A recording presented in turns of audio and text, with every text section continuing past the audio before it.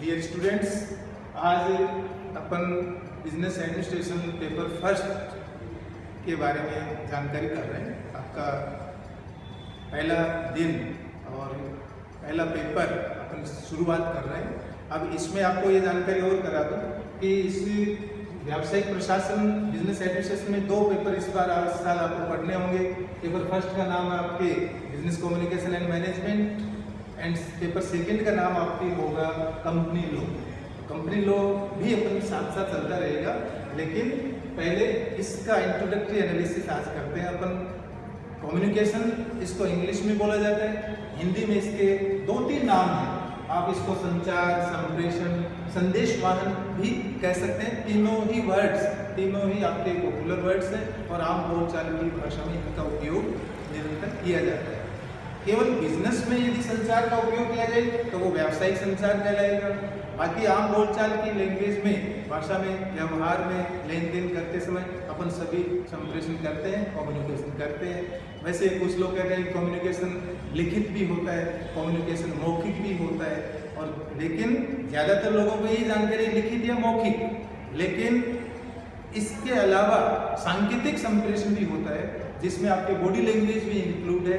आप आंखों से किसी को इशारा करते हो, वो भी संप्रेषण कहलाता है। आप कंधे उचकाते हो, आपसे किसी ने पूछा कि आप मौन को जानते हो क्या, आपने केवल कंधे उचका दिए, तो इसका मतलब हुआ कि अगला समझ गया कि आप नहीं जानते, वो भी संप्रेषण। तो उसको अपन कहते हैं अपने सांकेतिक संप्रेषण के नाम से उसको पुकारा जाता है। कई बार हाथ का इशारा करते हो, मुंह से कुछ नहीं बोला, लिख करके कुछ नहीं दिया, हाथ का इशारा किया आने का, जाने का या मना करने का, वो भी संप्रेषण कहलाता है। तो कहने का मतलब एक अलग सांकेतिक संप्रेषण होता है, जिसके बारे में अपन विस्तार से बाद में डिस्कस करेंगे।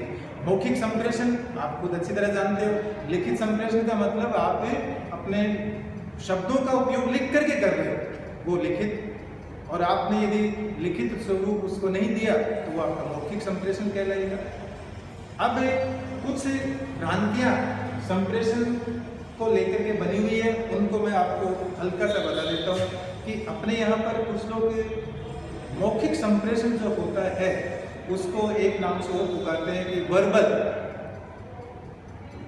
प्रिय विद्यार्थियों, यहाँ पर एक चीज आपको सीखने को मिल रही है कि वर्बल कम्युनिकेशन के ही 2 रूप होते हैं, एक लिखित और एक मौखिक। जबकि अधिकांश लोग वर्बल को मौखिक मानते हैं, वो गलत है।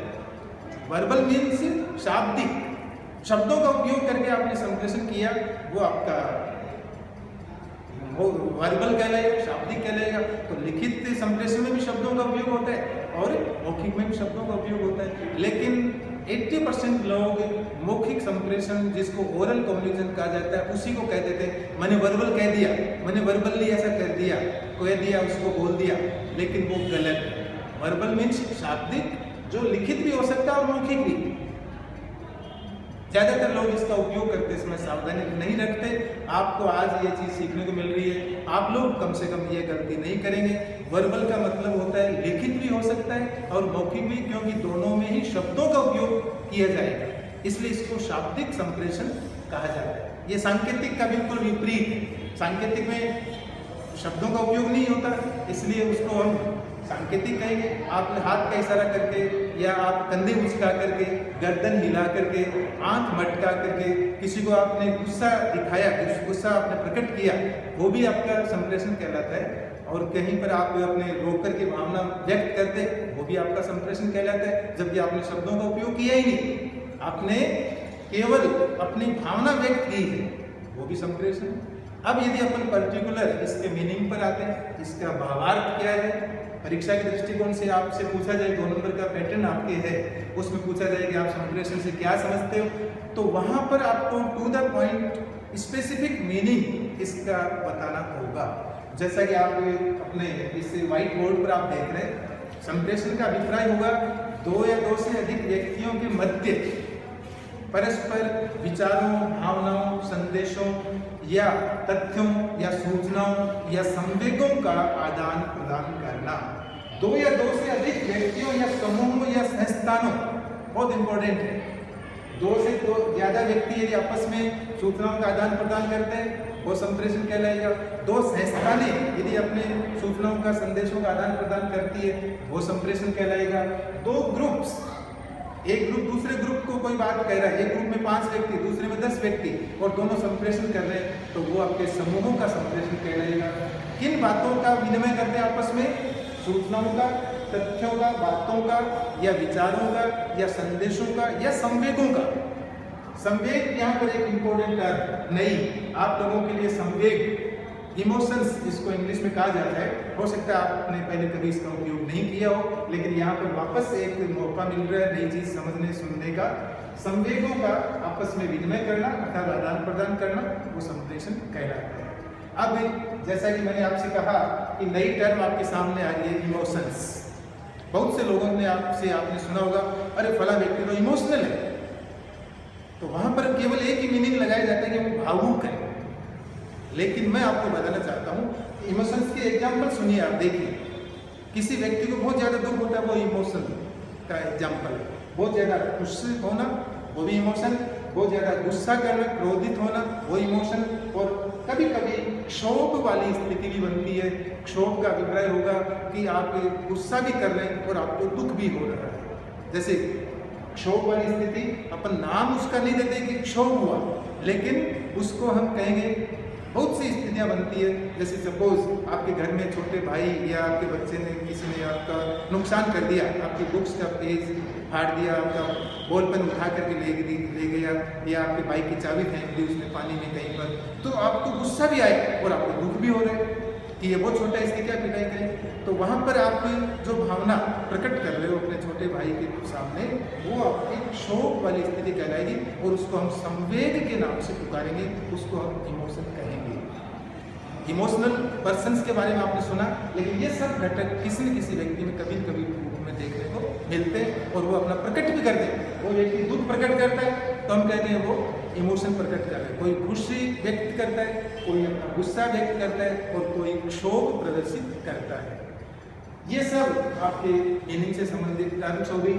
अब नेक्स्ट मुख्य हेडिंग जो परीक्षा में आपके छोटे प्रश्नों के बतौर पूछा जाता रहा है, आपको भी यहाँ पर समझना इसको। बेसिक एलिमेंट्स ऑफ कम्युनिकेशन, संचार के आवश्यक तत्व या संचार के आवश्यक घटक जिनके बिना उसका फॉर्मेशन नहीं हो सकता, जिनके बिना संप्रेषण की कल्पना नहीं की जा सकती, जो मुख्य घटक जिनके ऊपर संप्रेषण का अर्थ, संप्रेषण की भावना टिकी हुई है, वो सब इसके बेसिक एलिमेंट्स कहलाएंगे। हम एक एक को लेते हैं और इन पांचों की उपस्थिति बहुत जरूरी है। इनमें से यदि एक भी अनुपस्थित है, आपका संप्रेषण नहीं कहलाएगा, आपका संचार का मीनिंग अधूरा रहेगा, आपकी संचार प्रक्रिया अधूरी रहेगी, मीनिंगलेस रहेगी यदि इनमें से एक भी फैक्टर, एक भी एलिमेंट अनुपस्थित होगा। सबसे पहला इंपॉर्टेंट एलिमेंट है संदेश प्रेषक, सेंडर ऑफ मैसेज। संदेश प्रक्रिया को संपन्न करने के लिए सबसे पहले जरूरी है कि संदेश भेजने वाला कौन है, संदेश कहने वाला कौन है, या भावना व्यक्त करने वाला कौन है, या विचार व्यक्त करने वाला कौन है। नंबर 2, आपका संदेश या विचार या तथ्य या भावना या संवेग, उसके बिना भी आपका संदेश का मीनिंग अधूरा रहेगा। जितने भी आपने इस मीनिंग में जो बातें लिखी है वो सब यहाँ पर होनी जरूरी है। संदेश प्रेषक हो गया, फिर आपका संदेश या विचार या भावना हो गई। नंबर 3 पे जो एलिमेंट आता है आपका संदेश माध्यम, अर्थात आप उस अपनी भावना को, अपनी बातों को, अपनी सूचनाओं को कौन से माध्यम से प्रेषित कर रहे हो, उस माध्यम पर भी आपके संप्रेषण का मीनिंग या उसकी उपस्थिति निर्भर करती है। कई बार आपका संदेश का माध्यम टेक्नोलॉजी के कारण खराब हो जाता है तो आपका पूरा संदेश, आपकी सूचना वहां तक नहीं पहुंच पाएगी और उसका मीनिंग गलत हो जाएगा। इसलिए ये भी एक एलिमेंट, बहुत ही महत्वपूर्ण एलिमेंट है। नंबर 4, संदेश प्रापक। आपने मीनिंग में लिखा था 2 या 2 से अधिक व्यक्तियों के मध्य, समूहों के मध्य, तो सामने वाला समूह जिसको संदेश दिया जाएगा, जिसको सूचना भेजी जाएगी, जिसके सामने विचार प्रकट किए जाएंगे, वो आपका संदेश प्रापक, जो कि एक व्यक्ति भी हो सकता है, एक से ज्यादा भी हो सकता है, समूह संस्थान भी संदेश प्रापक का रूप ले सकती है। अंतिम किंतु सबसे महत्वपूर्ण एलिमेंट है आपका प्रतिक्रिया, अर्थात संदेश प्रेषक ने जो संदेश भेजा है संदेश प्रापक को, उस संदेश प्रापक के पास संदेश पहुंचने के बाद उसने क्या रिएक्शन किया और उस रिएक्शन की जानकारी संदेश प्रेषक को मिलनी चाहिए। ये प्रतिक्रिया आपकी पॉजिटिव भी हो सकती है और यह प्रतिक्रिया आपकी नेगेटिव भी हो सकती है। यदि वह उससे सहमत नहीं है तो वो नेगेटिव रिएक्शन देगा, यदि वह उसके विचार, तथ्य, कथन, बात, संवेग से सहमत है तो वो पॉजिटिव रिएक्शन देगा। इसलिए रिएक्शन की जानकारी जब तक नहीं होती है आपकी संचार प्रक्रिया अधूरी मानी जाएगी, उसको हम कंप्लीट नहीं कह सकते। तो पुनः एक बार समराइज्ड वे में संप्रेषण किसे कहेंगे हम? जब दो या दो से अधिक व्यक्तियों के मध्य सूचनाओं का, भावनाओं का, तथ्यों का, संवेगों का, बातों का आदान प्रदान होता है, अर्थात विनिमय होता है, उसे हम संप्रेषण कहते हैं। संवेग के 4-5 उदाहरण: बहुत ज़्यादा दुख करना, बहुत ज़्यादा खुशी व्यक्त करना, क्रोध प्रदर्शित करना या क्षोभ प्रदर्शित करना, ये सब उदाहरण आपके इमोशंस के हैं। बेसिक एलिमेंट्स ऑफ कम्युनिकेशन याद करने की कोई जरूरत नहीं है। आप अपने मस्तिष्क में एक बार एक पिक्चर बनाइए कि भी संदेश भेजना है तो उसमें कौन कौन से फैक्टर्स की जरूरत पड़ेगी। पांचों आपको याद करने की जरूरत नहीं, कोई रटने की जरूरत नहीं, पांचों आप तुरंत बता देंगे कि एक संदेश भेजने वाला, एक संदेश प्राप्त करने वाला, फिर संदेश क्या है, सूचना क्या है, संदेश का माध्यम क्या है, किस माध्यम से आप भेजोगे, और अंतिम महत्वपूर्ण एलिमेंट आपका है रिएक्शन। संदेश प्राप्त करने वाले ने उसके प्रति अपनी सहमति दी संदेश के प्रति या असहमत हुआ, यह जानना संदेश प्रापक के लिए बहुत आवश्यक है। Thank you.